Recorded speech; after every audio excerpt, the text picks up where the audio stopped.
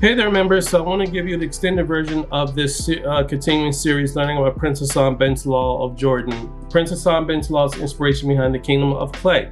So as I said before, this is what we're going to do, is look at the inspiration behind Prince Hassan bin Talal of Jordan, motivation, where he got the idea to establish a region in which will be part of the Hashemite royal family or the Hashemite Kingdom. Where did that come from? So let's look at history and see where he got the inspiration behind. Now, if we look at history, we see that his grandfather ruled the kingdom of Jordan. His granduncle ruled the kingdom of Iraq and Syria. In fact, if you think about ISIS, ISIS stands for Islamic State of Syria and Iraq, right? Islamic State of Iraq and Syria. Sorry, Islamic State of Iraq and Syria, because it's baked in the Arabs' history that all this should be one territory.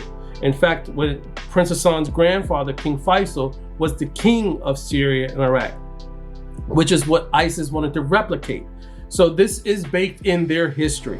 And we see that Prince Hassan bin Talal wants to do the same thing. So we see that his grandfather ruled the kingdom of Jordan, his granduncle ruled Syria and Iraq, and his other uncle ruled Hajjaj. So with all that being said, this whole region, once called the Hashemite Kingdom of Arabia, is the inception and the conception of this vision that he has always had to reestablish this region under the Hashemite banner. But not to mention, he's also the 42nd descendant of the Prophet Muhammad, so Arabs would definitely congregate under him. Now, when we look to his vision, or what he calls it, mind you, it's not Middle East, it's West Asia, North Africa. So this is what he has in mind.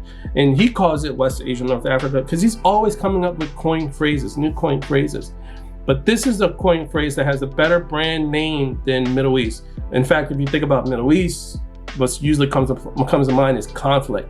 In fact, they're synonymous, if you will. With all the history you know about the Middle East, you see Middle East and conflict, they go hand in hand.